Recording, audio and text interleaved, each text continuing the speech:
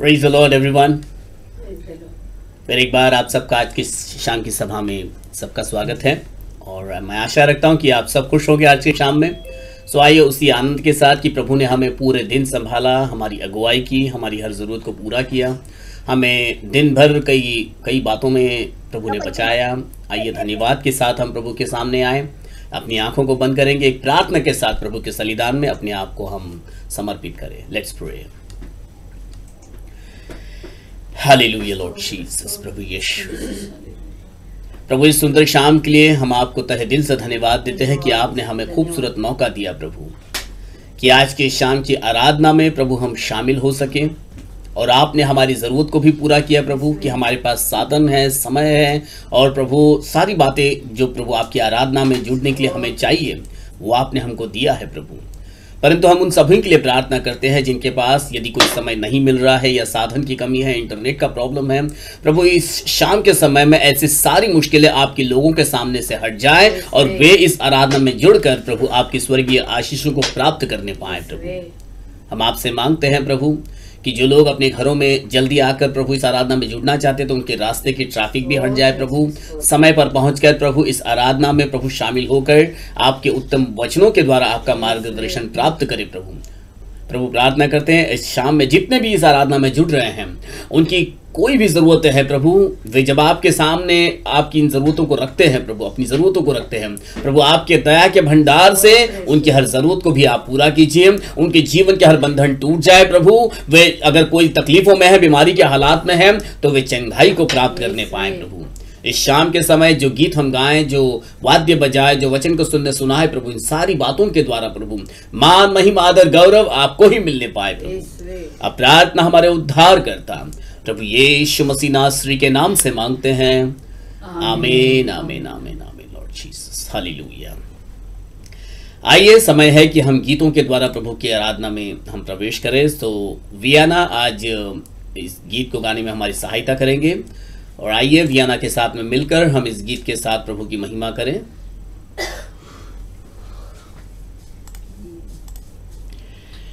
Hallelujah. Yes Vienna, you can start. Praise the Lord everyone. Praise the Lord. सबको जय मसीह। जय मसीह की। आज के सुंदर से मौके को मैं धन्यवाद देती हूँ, प्रभु यीशु मसीह को भी धन्यवाद देती हूँ कि जो ये सुंदर सा मौका दिया है आप सभी के साथ उनकी आराधना करने का। तो ये सुंदर सा गीत है, इसको गाकर हम उनकी आराधना करेंगे। मैंने पूछा प्रभु से तो क्यों करता मुझसे इतना प्यार। मैंने पूछा प्रभु से तो क्यों करता मुझसे इतना प्यार। मैंने पूछा प्रभु से तो क्यों करता मुझसे इतना प्यार। उसने कहा पूरे दिल से, क्योंकि तू है मेरे हाथों की रचना। उसने कहा पूरे दिल से, क्योंकि तू है मेरे हाथों की रचना।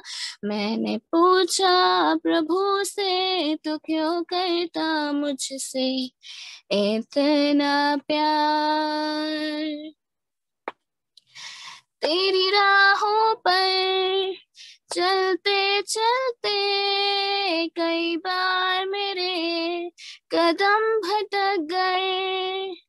तेरी राहों पर चलते चलते कई बार मेरे कदम भटक गए। फिर भी न छोड़ा तूने हाथ मेरा, फिर भी न छोड़ा तूने हाथ मेरा।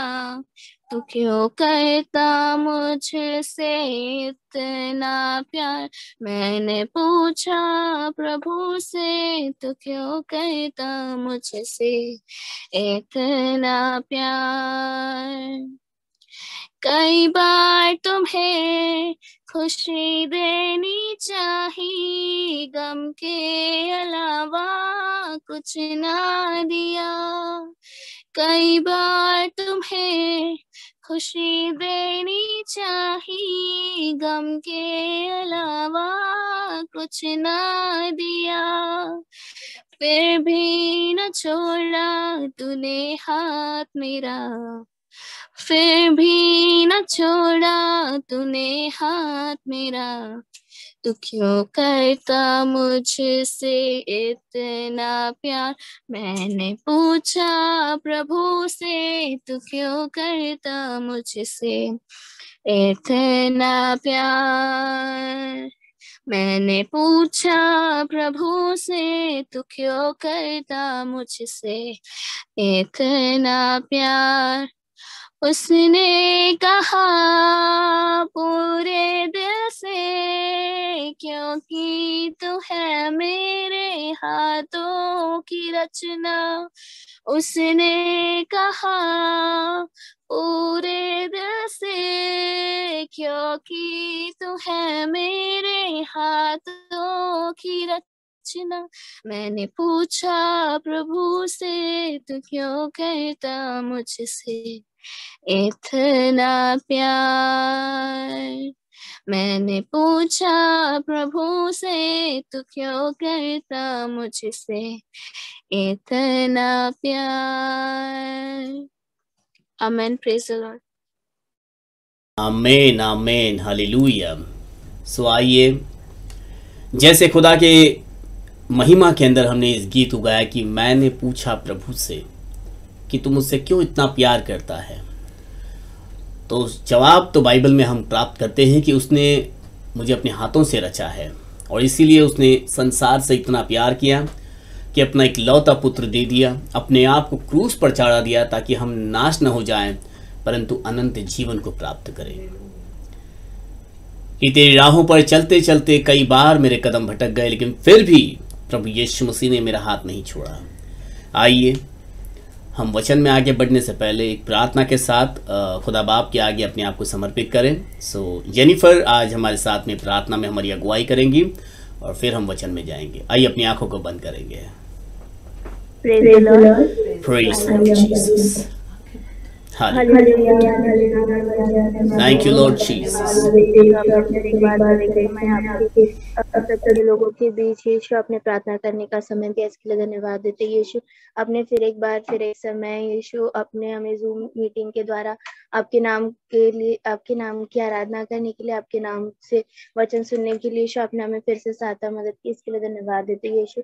जुड़े हुए सारे लोगों के साथ आप भी जो यीशु हम जितने जन जुड़े यीशु हम सबको आशीर्वादित कर देना यीशु, ताकि हम हमेशा आपके नाम को धन्यवाद देने पाए यीशु। जितने वचन आपके पास के द्वारा हम सुनते यीशु हमेशा सुन के जहन में बैठने जैसा सब कृपा करिएगा यीशु, ताकि हम हमेशा आपके नाम को धन्यवाद देने पाए यीशु। मैं मांगती हूँ सारे लोगों के लिए जिन्हें जूम ज्वाइन करना यीशु, कोई नेटवर्क प्रॉब्लम, कोई नेटवर्क इशू ना आने पाए, ऐसे सब साथ और मदद करेगा यीशु। आपने पूरे दिन संभाला, फिर एक बार यीशु आपके नाम को धन्यवाद देने के लिए साथ और मदद भी की, इसके लिए धन्यवाद देते। मैं छोटी सी प्रार्थना आपके मीठे मधुर नाम से मांगते हो, सुनिए और कबूल कीजिएगा। आमीन आमीन आमीन हालेलुया हालेलुया। सो आप लोग सोच रहे होंगे कि अरे प्रार्थना भी हो गई, गीत भी हो गए और पास्टर ने अभी तक स्लाइड चेंज नहीं किया और अभी तक जो गाना है वो शेयरिंग पर लगा हुआ है।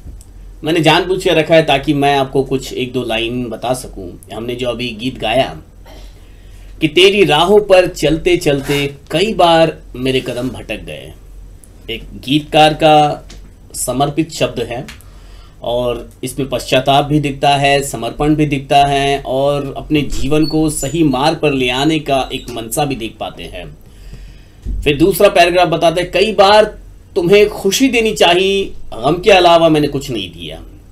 मतलब जैसे पौलुस कहता है ना कि जो मैं नहीं करना चाहता हूं और फिर भी वो मुझसे हो जाता है। तो जैसे कल मैंने विषय लिया था वार्तालाप के बारे में, या उसको हम इंग्लिश में कहें तो कम्युनिकेशन, जो हम इन होठों को इस्तेमाल कर रहे हैं उसके ऊपर थोड़ा समय मैं बना रहूँगा, क्योंकि कई बातें हैं बाइबल ज़्यादा मैं देखता हूँ ना कि बाइबल में कई वचन हमको मिलेंगे जो हमें अच्छे शब्दों को उच्चारने के लिए सिखाती है, क्योंकि इन शब्दों में बड़ी सामर्थ्य है।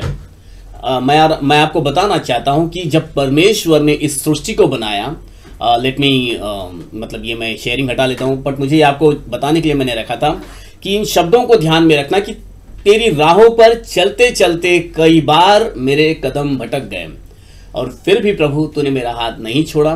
तो मतलब ये पॉसिबिलिटीज है, कदम भटकते हैं, हम परमेश्वर की राह पर ही होते हैं, लेकिन गलतियां करते हैं। और लेकिन यदि हमारे हृदय के अंदर ये चाहत है कि प्रभु मैं तो फिर भी बदलना चाहता हूँ, मुझे बदल, मुझे अपने जैसा बना, मुझे अपने विचारों से भर दे, अपनी मर्जी में मुझको लेकर आ जा, क्योंकि संसार में ऐसा ट्रैप छाया हुआ है कि जिसके कारण मैं आपकी मर्जी पर चल नहीं पा रहा हूँ। कई जगह पर मैंने आपको दुख दिया है, मैंने चाहा कि मैं परमेश्वर के मार्ग पर सही बन जाऊं, परंतु ये हो नहीं पाता। तो अब क्या करेंगे?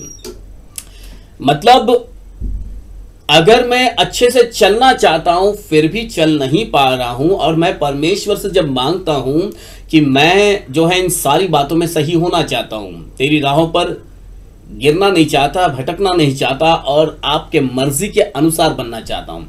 जैसे हम दाऊद के बारे में जानते कि परमेश्वर ने दाऊद के बारे में कहा कि मुझे मेरे मन के जैसा कोई मिल गया, जैसा मुझे चाहिए वैसा मिल गया, मेरे हृदय के करीब का कोई मेरे दिल का व्यक्ति मुझको मिल गया।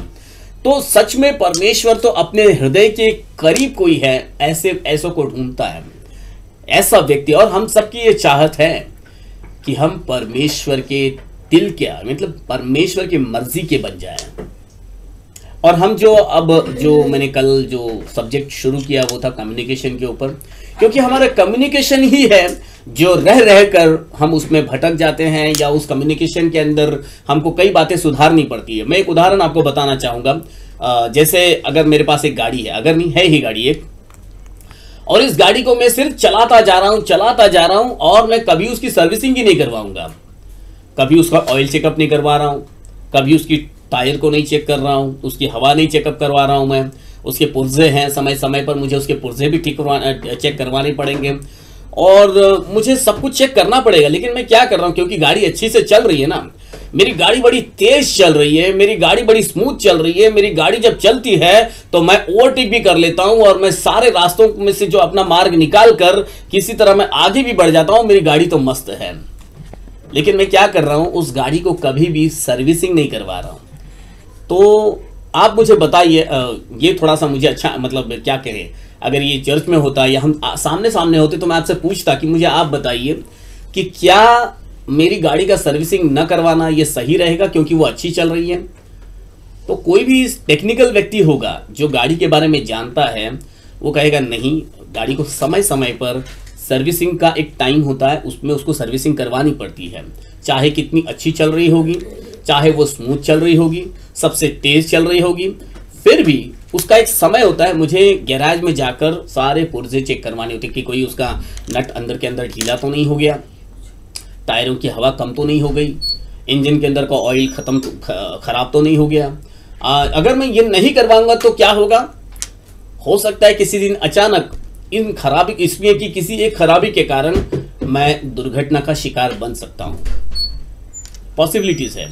और इसीलिए मुझे समय समय पर गाड़ी की सर्विसिंग करवानी होती है। ऐसे ही जब बाइबल में हम इन बातों का अध्ययन करते हैं कि जो विषय कल हमने शुरू किया, या जितने भी विषय इन दिनों में हम सीख रहे हैं, प्रभु का हम धन्यवाद देते हैं कि इन एक साल में, या मैं कहूँगा 1.5 साल, हमको करीब नहीं 1 साल करीब होने आ गया। मार्च महीने में 1 साल हो जाएगा लॉकडाउन को, और प्रभु के अनुग्रह से हम हर रोज वचन पर मनन कर रहे हैं। शाम की आराधना है, रविवार की आराधना है, और कई विषय भी इस 1 साल के अंदर हमने प्राप्त कर लिए।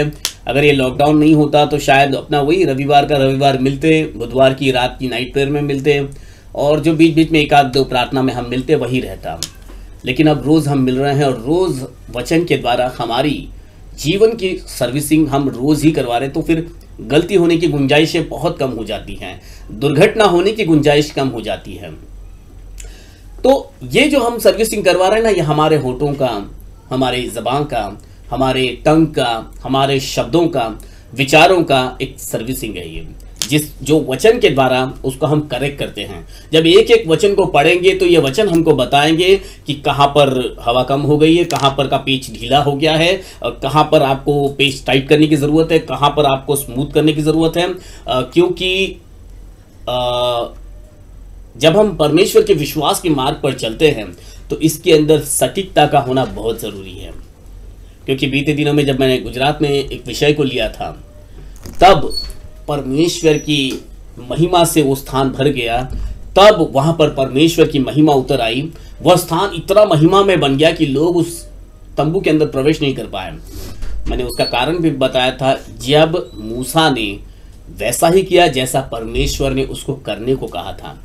तो मेरे और आपके लिए बहुत ज़रूरी है कि परमेश्वर जैसा चाहता है, क्या हम वैसा कर रहे हैं? क्या हम उसके अनुसार बात बोल रहे हैं? मतलब हमारे शब्दों में परमेश्वर ने इतनी सामर्थ्य दी है, इन शब्दों के अंदर परमेश्वर ने इतनी मैं कहूँगा ना अद्भुत बातें भरी है कि जिसके द्वारा हम किसी का जीवन बना भी सकते हैं, किसी का जीवन बिगाड़ भी सकते हैं। देखो, इतना इस जबान के अंदर ताकत है। मैं आगे आगे आपको इसकी और कई बातें बताऊंगा। ये तो सिर्फ मैं एक इंट्रोडक्शन बता रहा हूं आपको कि इस जबान को परमेश्वर ने देकर कितनी बड़ी ताकत हमको दे दी है। तो इसीलिए चाहिए कि हम इसे सही रीति से इस्तेमाल करने के बारे में एक कदम और आगे बढ़ते हुए आगे को जाए। कल हमने इस कम्युनिकेशन के बारे में जो विषय देखा, उसमें मैंने बताया आपको कि हमको, जैसे दाऊद से हमने शुरुआत की कि दाऊद ने, मैं अच्छा बोलूं, मैं सही बोलूं, मेरे होठों से कुछ गलत ना निकले और मैं जो बोलूं तो वो परमेश्वर को ग्रहण योग्य होने पाए, ये दाऊद की प्रार्थना रही है। एक राजा को भी अपने शब्दों पर लगाम लगाने की जरूरत पड़ती है, क्योंकि इतिहास गवाह है, शब्दों के ही उलटफेर से बड़े बड़े युद्ध हो गए। अगर जबान सही इस्तेमाल नहीं किया किसी राजा ने या उसके परिजनों ने, तो बड़े बड़े युद्ध हुए हैं जिससे बड़ा इतिहास बन गया है। तो और उस इतिहास को कई बार दर्दनाक रीति से भी याद किया जाता है कि अरे इतनी बुरी घटना घट गई थी, क्योंकि कोई भी युद्ध या लड़ाइयाँ कोई अच्छी खबर तो नहीं लेकर आती हैं, वो बहुत ही भयानक होता है वो। लेकिन उसकी शुरुआत कहीं ना कहीं बड़बोलापन या गलत शब्द इस्तेमाल करने से ये बड़े बड़े युद्ध हुए हैं।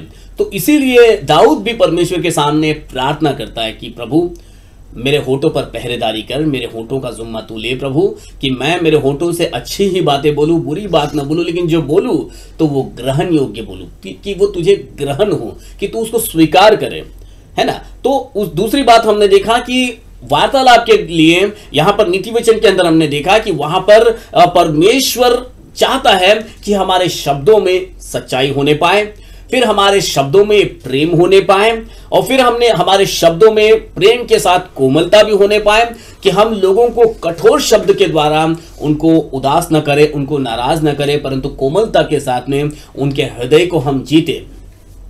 और फिर आकर हम याकूब की पुस्तक उसके पहले अध्याय में आए। तो मैं चाहूंगा हम लोग फिर से याकूब की पुस्तक में जाएंगे और उसके पहले अध्याय के 3 वचन को पढ़ेंगे वापस। मैं वहीं से शुरू करूंगा जहां पर कल मैंने रोका था। याकूब उसका पहला अध्याय का 3 वचन। यह जानकर कि तुम्हारे विश्वास के परखे जाने से धीरज उत्पन्न होता है। हाँ, तो तुम्हारे नहीं, सॉरी, याकूब 3 नहीं, 19वां वचन। मैं 3 मेरे दिमाग में वो, ठीक है, 19वां वचन पढ़ेंगे हम। हे मेरे प्रिय भाइयों, हे मेरे प्रिय भाइयों, यह बात तुम जान लो, यह बात तुम जान लो, हर एक मनुष्य सुनने के लिए, हर एक मनुष्य सुनने के लिए तत्पर और बोलने में धीर और क्रोध में धीमा हो। बोलने में धीर होना चाहिए और क्रोध में धीमा होना चाहिए। मैं यहाँ पर क्रोध की बात तो नहीं, लेकिन सुनने और बोलने के बारे में आपको बता रहा हूं। बताया है कि सुनने में तत्पर होने के लिए लिखा है। मतलब जैसे हम नीति वचन उसके 3 अध्याय में देखेंगे, वहां पर प्रभु का कलाम बताता है कि हे मेरे बेटे, मेरी बातें ध्यान धरकर सुन। लेकिन ध्यान धरने के लिए हमारे पास टाइम ही कहां पर है? ध्यान धरने के लिए हमारे पास मन ही कहां पर हुआ है? क्योंकि ध्यान तो हम वहां पर लगाएंगे जहां पर सुनने की आशा होगी, सुनने की ललक होगी, सुनने का एक मन होगा। लेकिन सुनने का मन बनता क्यों नहीं है? कई बार हमारे पास एक ऐसी समझ हो जाती है, क्योंकि मैं जानता हूं तो मैं क्यों सुनूं, मुझे मालूम है ये बात, मैं तो पहले से ही इस वचन को पढ़ा हूं, मैंने तो ये सारे बाइबल को पढ़ के निकाल दिया हूं, तो मुझे जरूरत नहीं है सुनने की। कई बार मैंने इस बात को नोटिस किया है कि कई प्रभु के दास भी जो है, जब संदेश चल रहा होता है, जब प्रभु का वचन चल रहा है, और वो बिल्कुल बाइबल बंद करके एक साइड में रख देंगे और यूं हाथ बांध के बैठेंगे, ये अच्छी बात नहीं लगती। क्यों? क्योंकि ये दर्शाता है नहीं, मुझे तो इस बाइबल को लेने की जरूरत नहीं है। इस यहाँ पर मैं सारे वचन जो सामने बोले जा रहे हैं मैं जानता हूँ ये सारे वचन, और ये जितने भी प्रचार करेंगे इनसे ज्यादा ही मुझको मालूम है। तो अगर ये मुझे बोलने को मिले तो मैं इससे दुगना बोल सकता हूँ, और वे सुनेंगे ही नहीं एक भी बात को, क्योंकि मैं सब कुछ जानता हूँ। मैं सिर्फ उनकी नहीं, ऐसे हम में कई होते हैं, कई विश्वासी जन होते हैं, कई जन होते हैं जो सुनने में बिल्कुल भी तत्पर नहीं होते हैं, और वे चाहे सोचे बोलेंगे कि मैं नहीं सुनना चाहता हूं, परंतु परमेश्वर किसी के द्वारा तो हमसे बात करना चाहता है, चाहे हम बाइबल के कितने ही वचनों को जानते ही क्यों ना हो, परंतु प्रभु फिर भी हमसे बात करना चाहता है उन्हीं वचनों के द्वारा जिन वचनों को आप जानते हो। आपने 10 बार ही क्यों ना पढ़ा हो, 100 बार ही क्यों ना पढ़ा हो, परंतु उन्हीं वचनों में से प्रभु आपसे बात करना चाहता है। तो चाहिए कि हम सुनने के लिए अपने कान खोले कि आज प्रभु मुझसे क्या बात करना चाहते हैं, आज प्रभु की मर्जी क्या है कि मैं उनसे सुनूं। और फिर लिखा है कि अब बोलने में धीर, यानी कि यहां पर बोलने में ब्रेक लगाने को कहा गया है, क्योंकि बोलने से कई बातें बाइबल बताती है, बहुत ज्यादा बोलने से ज्यादा गड़बड़ियां भी हो जाती है। स्वभावोपदेश की पुस्तक उसके 5वें अध्याय को निकालेंगे और उसके 1 से 3 आयत को हम पढ़ेंगे। स्वभावोपदेश chapter 5 1 2 and 3। Ecclesiastic chapter 5 1 to 3।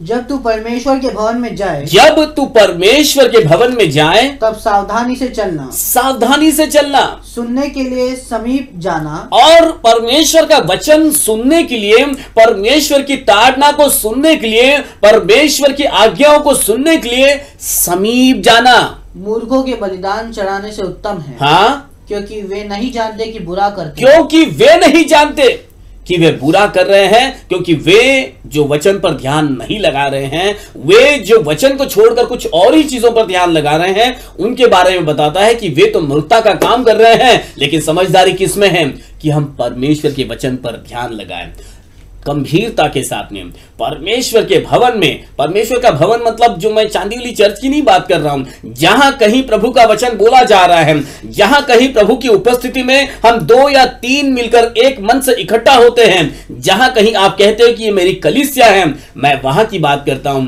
अब वहां पर जब आप हो तो परमेश्वर का जो वचन आ रहा है उस वचन के लिए आपको गंभीरता के साथ में वहां पर बैठना है। वहां पर बिल्कुल लिखा है जब तू परमेश्वर के भवन में जाए तब सावधानी से चलना, ऐसे ही उटर पुटर नहीं, परंतु वहां एक सावधानी आपको बरतने को कहा जा रहा है, क्योंकि वो परमेश्वर की उपस्थिति का स्थान है। वहां पर परमेश्वर है जो नियमों का परमेश्वर है। वो कहता है कि सावधानी से चलना। लिखा है कि दूसरी आयत क्या लिखता है? बातें करने में उतावली न करना, बातें करने में उतावली मत करना, और न अपने मन से कोई बात उतावली में परमेश्वर न अपने मन से कोई बात उतावली में परमेश्वर के सामने करना, क्योंकि परमेश्वर स्वर्ग में है, परमेश्वर तो स्वर्ग में है और तू पृथ्वी पर है, तू पृथ्वी पर है, इसलिए तेरे वचन थोड़े ही हो। आमीन, हालेलुया। देखो, परमेश्वर के और मनुष्य के बीच में बहुत बड़ा अंतर है। हम मनुष्य हैं, परमेश्वर तो हमारे हृदय में रहता है, लेकिन फिर भी परमेश्वर की महानता को यदि हम नापेंगे तो हम परमेश्वर के सामने कुछ है ही नहीं। परंतु ये प्रभु का धन्यवाद हो कि उसका अनुग्रह इतना हमारे लिए हुआ कि वह स्वर्गीय सिंहासन को छोड़कर पृथ्वी में आया और मेरे और आपके लिए वो बलिदान भी हो गया। उसके बलिदान की बराबरी कोई नहीं कर सकता, परमेश्वर की सामर्थ की बराबरी कोई नहीं कर सकता, क्योंकि परमेश्वर के जैसा कोई है ही नहीं। परमेश्वर तो परमेश्वर है, हम मनुष्य हैं। तो कुछ अंतर वहां पर रखने को कहा गया है। विचारों में, हमारे शब्दों में लिखा है कि तू पृथ्वी पर है इसलिए तेरे वचन थोड़े ही हो। बहुत बड़ करके परमेश्वर को तो बोलने का मौका ही नहीं दे रहे हैं। परमेश्वर कहता है रुक रुक, मुझे भी तो बोलना है, कुछ मेरी भी तो बात सुन, कुछ मैं बोलना चाहता हूं, लेकिन तू ही बोलता जा रहा है, तू ही बोलता जा रहा है। तो परमेश्वर को बोलने का मौका कब मिलेगा? वचन बताता है कि वो तो स्वर्ग का परमेश्वर है, पृथ्वी का परमेश्वर है, पूरे कायनात का परमेश्वर है। उसके आगे हम कितना बड़बड़ करेंगे? इन होठों को ब्रेक लगाने के लिए कहा जा रहा है कि तू थोड़ा कम बोल, तू बोल, लेकिन है ना, परमेश्वर की बराबरी के साथ भी बहुत बड़बड़ करने से परमेश्वर खुश होने वाला नहीं है। परमेश्वर चाहता है कि तू उसके सामने दीन और नम्र होकर उसके सामने तू उसको अनुग्रह उसका एक आराधना के साथ उसको दंडवत कर। लिखा है बहुत ज्यादा बड़बड़, क्या किस बात के बारे में लिखा है मालूम है? कई बार एक व्यक्ति बहुत उतावली हो जाता है और उतावली में वो कई बातें बोलने लग जाता है। मैं तो ऐसा कर दूंगा प्रभु, मैं तो वैसा कर दूंगा, बड़ी बड़ी मन्नतें मानने लग जाएगा, सोच भी नहीं रहा, कुछ विचार भी नहीं कर रहा और जो मुंह में आ रहा है बोलते जा रहा है। लेकिन जब उन बातों को पूरा करने का टाइम आएगा, देखो जब परमेश्वर बोलेगा तो 100%, 200%, आप 1000% बोल लो तो भी चलेगा, वो पूरा होना है। लेकिन जब मनुष्य बोलेगा थोड़ा सा वहां पर कठिन होगा उसका पूरा होना, जरूरी नहीं कि वो पूरा हो। तो इस बात को सोचकर बोलना कि क्या वो आप कर सकते हो कि नहीं। जो आप बोल रहे हो क्या आप वो कर सकते हो क्या? जो आप बोल रहे हो क्या आप उसके बारे में जानते हो क्या सही रीति से? परमेश्वर कहता है मेरे बोलने का मौका कहां पर है। हमें अपने शब्दों पर थोड़ा लगाम लगाना लिखा है, क्योंकि जैसे कार्य की अधिकता के कारण, उसका तीसरा आयत यूं लिखा है कि जैसे कार्य की अधिकता के कारण स्वप्न देखा जाता है, वैसे ही बहुत सी बातों का बोलने वाला मूर्ख ठहरता है। बहुत सी बातें बोलकर वो अपने आप को मूर्खता में गिना लेता है। आपने देखा होगा, आप उसके और एक वचन को देखिए, नीति वचन उसके 10 उसके 19वें आयत में देखिए क्या लिखा है। नीति वचन 10वें अध्याय का 19वां आयत। जहाँ बहुत बातें होती है, जहां पर बहुत बातें होती है वहाँ अपराध भी होता है, और वहीं अपराध भी होता है। परंतु जो अपने मुंह को बंद रखता, लेकिन जो अपने मुंह को बंद रखता है वह बुद्धि से काम करता है। वह बुद्धि से काम करने वाला है। उसी के 15वें अध्याय का 28वां वचन क्या लिखा है, देखो। जो अपने मुंह को बंद रखता है, कम बोलता है, उसको बुद्धिमान कहा गया है। वो बुद्धि से काम करने वाला है। और धर्मी मन में सोचता है, धर्मी तो मन में सोचेगा कि क्या उत्तर दूं, कि मैं उत्तर क्या दूं, परंतु दुष्टों के मुंह से बुरी बातें, परंतु जो समझ नहीं रख रहा है, जिसके अंदर प्रेम नहीं है, जिसके अंदर कुछ खास विचार से वो चल ही नहीं रहा, उसके बारे में लिखा है उसके मन में बुरी बातें उबल आती हैं। उसके मन में बुरी बातें उबल आती लिखा है, क्योंकि वो अंदर थमा कर नहीं रखता। जो धार्मिकता का जीवन जी रहा है, जो धार्मिकता के साथ में चल रहा है, वो बोलने से पहले 10 बार सोचेगा कि मैं जो बोलूंगा इसका असर क्या होगा, कि मैं जो बोलूंगा इसका परिणाम, इसका क्या व्याख्या होगी, या क्या मैं बोल रहा हूं। लेकिन जिसके मन के अंदर धार्मिकता ही नहीं है, जिसको बाइबल दुष्टों में गिन रहा है, वहां पर लिखता है वो तो सोचता ही नहीं, बस बोलता जा रहा है। और जो बोल रहा है तो वो अच्छा नहीं बोल रहा है। हमने नीति वचन के अंदर पढ़ा कि जब बहुत ही बातें, मतलब क्योंकि जैसे कार्य की अधिकता के कारण, समुपदेशक के अंदर जो हमने तीसरी आयत में पढ़ा, अधिकता के कारण स्वप्न देखा जाता है, वैसे ही बहुत सी बातों का बोलने वाला मूर्ख ठहरता है। का मतलब आप समझ जाइए। जैसे कि उदाहरण मैं आपको बताता हूं, हम 5 व्यक्ति लोग बैठे हैं समझ लो, और 5 व्यक्ति किसी एक विषय पर बात कर रहे हैं, और उस विषय पर सभी को थोड़ा थोड़ा मालूम है, लेकिन एक व्यक्ति होगा उसमें जो बार बार बीच बीच में अपनी ही बात करेगा और कहेगा ये देखो ऐसे, वो देखो वैसे, और फिर क्या होगा, बाकी के जो लोग हैं ना वो एक दूसरे को ऐसा देख रहे होंगे, कुछ बोलेंगे नहीं, कुछ उस पर वहां पर रिएक्शन नहीं देंगे, लेकिन एक दूसरे को बोलकर इशारे में समझा देंगे कि देखो ये शुरू हो गया। तो समझ जाइए ना कि हमें अपने उस एक स्थिति को संभाल कर रखना है। बाइबल बताती है कि हमें अपने शब्दों पर ब्रेक लगाना है, क्योंकि जहां ज्यादा बातें होती है वहां पर अपराध भी हो जाता है, क्योंकि बहुत सी बातें करने वाले के हाथों से गलती भी हो जाती है। वो हमने उसके 10वें अध्याय में पढ़ा अभी 19वें वचन के अंदर कि जहां बहुत बातें होती है वहां पर अपराध भी होता है, परंतु जो अपने मुंह को बंद रखता वह बुद्धि से काम करता है। जब आप कहीं पे झगड़ा होता हुआ देखो, हम सब काफी लोग इलाके में रहते हैं, ऐसे जब आप बस्ती में रहते हो तो बस्ती में झगड़ा होने का कई कारण होता है। आप पानी के लाइन में देख लीजिए, या राशन के लाइन में, और ऐसे कई कारण हम लोगों को मिल जाते हैं जहां पर हम देख सकते हैं अचानक से ही जो है कुछ झगड़ा होने लगता है।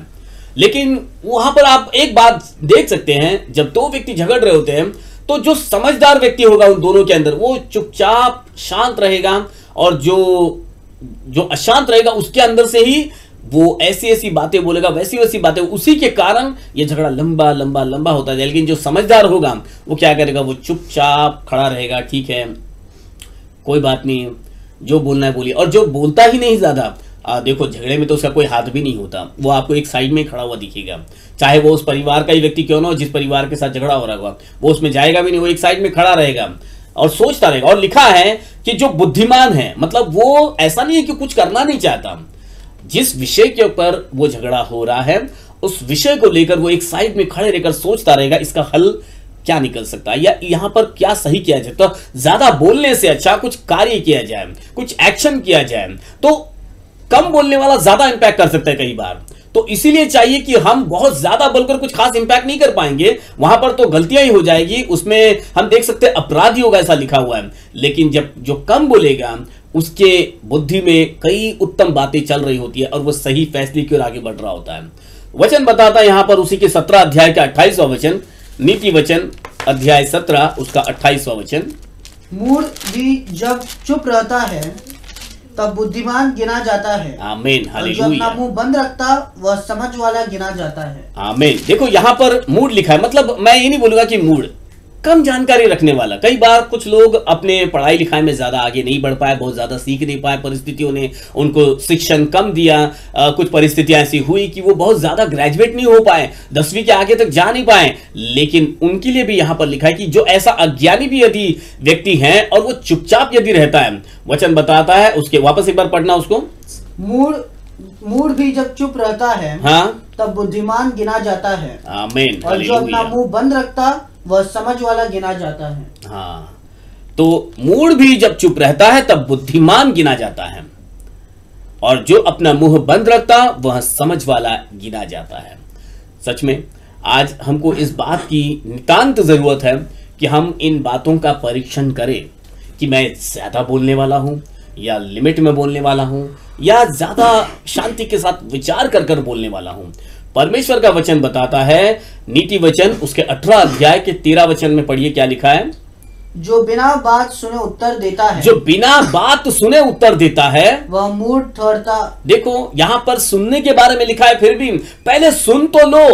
कई बार लोग बोलने से पहले ही अपना निर्णय ले लेते हैं कि सामने वाला क्या बोलने वाला था, उसका विचार क्या था, इससे तो कोई सरोकार नहीं है, लेकिन मैंने तो ये अपने ही न्याय कर लिया, अपनी ही समझ के साथ मैंने अपना निर्णय ले लिया।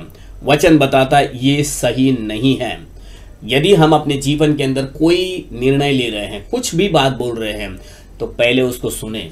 अच्छा, किसी ने कुछ कह दिया तब भी नहीं मैं कहूंगा, जब तक आप अपनी आंखों से नहीं देख लेते, जब तक आप खुद इसके गवाह नहीं हो, आपको किसी तीसरे व्यक्ति का सीधे विश्वास नहीं कर लेना है। ठीक है, आप सुन के लेते हो, बाइबल बताती है सुन के लो।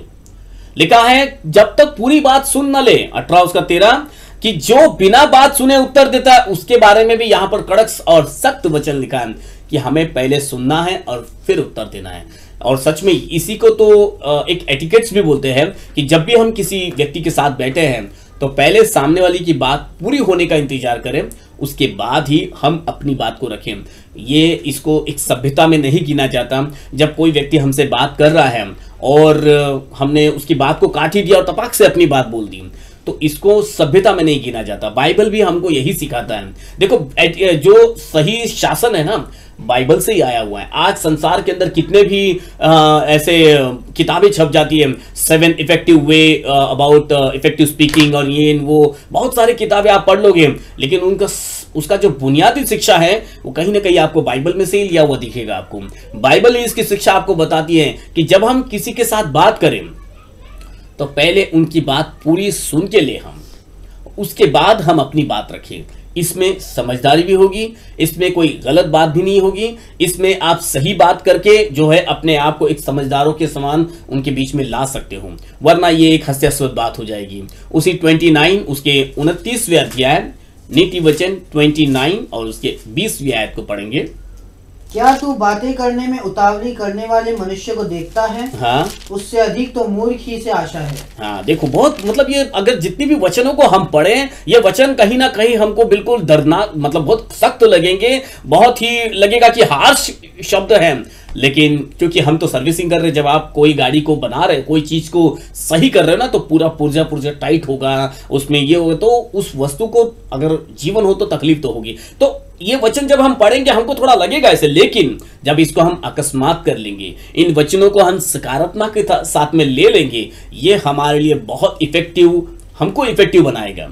ऐसा नहीं कि इसको स्वीकार करने से हम वचन को इफेक्टिव करें, वचन हमको इफेक्टिव करता है जब इन वचनों को सकारात्मक रीति से हम लेंगे कि हमको कैसे बोलना है, हमको विचार करके बोलना है, बड़बोलापन नहीं, उतावली से नहीं, विचार करते हुए शांति के साथ में। जब भी देखो, हमको परमेश्वर ने इस संसार के अंदर एक मध्यस्थी के रूप में भेजा हुआ है, कई लोगों की मध्यस्थी हमको करना है, क्योंकि मत्ती के पुस्तक में लिखा है कि धन्य है वे जो मेल कराने वाले हैं। मेल कराने का मतलब दो भाइयों के बीच में आप मेल कराने के लिए, जाने के लिए परमेश्वर ने मुझे और आपको नियुक्त किया है। लेकिन हम दो व्यक्ति के बीच में मेल कैसे करा पाएंगे जब तक हम ही सही नहीं बोल पाएंगे, हमारे पास ही वचन नहीं होगा, हमारे पास ही वचन के अनुरूप बोलने की ताकत नहीं होगी, मार्गदर्शन नहीं होगा, तो हम वहां पर कुछ नहीं बोल पाएंगे। परंतु प्रभु ने हमें एक लीडरशिप में लेके आने के लिए चुना हुआ है, हमको वो आगे लाना चाहता है, आगे के लिए तैयार करना चाहता है। और इसीलिए चाहिए कि पहले हम अपने होठों के शब्दों को या हमारे विचारों को, हमारे हृदय से जो निकलता है, हमारे टंग को जिस शब्दों के लिए हम इस्तेमाल करते हैं, जैसे दाऊद कहता है कि हे प्रभु मेरे होठों की रखवाली कर, मेरे मुंह से कोई ऐसी बात ना निकले, मतलब मुझे एक ऐसा शासन दे कि मैं जो बोलूं तो प्रभु तेरी महिमा ही उससे होने पाए, मेरे हर शब्द, मेरे हर विचार प्रभु तेरे नाम को ऊंचा उठाने पाए। ऐसा ना हो कि मैं अपने बड़बोलेपन से कहीं पे भी कुछ भी बोलूं और लोगों में प्रभु को लेकर जाने के बजाय मैं कुछ और ही बातों को लेकर जा रहा हूं। नहीं, हमारे शब्द बहुत बहुत मायने रखते हैं, हर एक शब्द। क्योंकि मैं शब्दों पर ज्यादा जोर इसीलिए दे रहा हूं क्योंकि इस पूरी सृष्टि की रचना शब्दों से ही हुई है और परमेश्वर ने मनुष्य को थोड़ा ही कम बनाया है। मतलब हमारे शब्दों में उतनी ताकत है कि हम भी एक सृष्टि कर सकते हैं, लेकिन अच्छी सृष्टि तो तब होगी जब इसमें से अच्छी बातें निकलेंगी। तो परमेश्वर ने इन होठों में वो ताकत दे के रखी है। मैं आगे आगे आपको और बताऊंगा कि इन ज़बान में परमेश्वर ने और क्या कुछ हमको दिया है, इसको और कैसे हमको इस्तेमाल करना है। परंतु आज के लिए इतना काफी है। आइए इन वचनों को अपने हृदय के अंदर अधिकाई से बसने के लिए कि प्रभु जितने वचन आज मैंने पढ़े हैं, पढ़ने में या सुनने में थोड़े सख्त तो लगे होंगे, परंतु होने दीजिए प्रभु कि यह वचन मेरे नस नस के अंदर, मेरे विचारों के अंदर, मेरे लहू के अंदर, मेरे मांसपेशियों के अंदर एक नया जीवन लेकर आने पाए, एक नया विचार लेकर आने पाए, ताकि जब यह नया विचार मुझ में आए, जब यह नया जीवन मुझ में आए, तो प्रभु मैं आपकी महिमा करने के लिए उठने पाऊं। मैं जब आगे बढ़ूं, मैं जब बोलूं, तो प्रभु मेरे शब्दों में आपका नाम ऊंचा किया जाए। और प्रभु जब आपके कान मेरे शब्दों पर लगे हैं, मेरे प्रार्थनाओं पर लगे हैं, तो इन शब्दों के अंदर वो बात, वो कोमलता और वो प्यार, वो प्रेम, वो सच्चाई होने पाए। प्रभु जैसे दाऊद की प्रार्थना थी, हमारी भी यही प्रार्थना होने पाए। हालेलुया। आइए आज के शाम की इस सभा को समाप्त करने से पहले मैं चाहूंगा कि हमारे बीच आज कौन प्रार्थना करेंगे? सिस्टर सिमरन, आज आप प्रार्थना में हमारी अगुवाई कीजिए।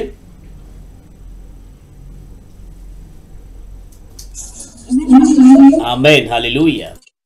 आइए हम प्रार्थना करें। धन्यवाद धन्यवाद धन्यवाद मेरे महान महान अब्बा खुदा प्रभु, आपके नाम को हम धन्यवाद देते हैं प्रभु जी। पिता परमेश्वर, आज सुबह से लेके अब तक आपने हमें संभाला और इस शाम के समय में प्रभु आपने हम सबको इकट्ठा किया तेरे वचन सुनने के लिए। प्रभु आपके नाम को हम धन्यवाद देते।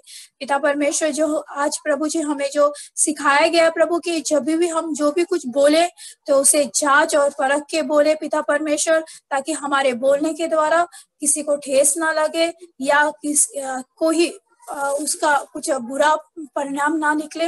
पिता परमेश्वर राजा, हमारे बोलने में पिता परमेश्वर आप हमारी अगुवाई करना और क्या बोले, किस समय बोले और कैसे बोलना है, आप हमारी सहायता मदद करना।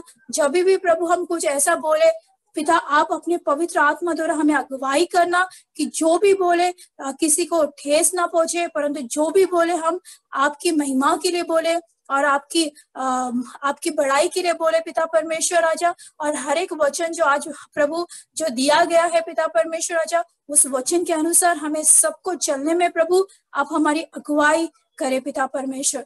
धन्यवाद देते हैं प्रभु जी इस वचन के लिए। कल भी जो ये वचन के बारे में बोला गया है और आज भी जो बोला गया है पिता परमेश्वर राजा, उसमें हमें 100 गुना चलने में आप हमारी सहायता और मदद करें।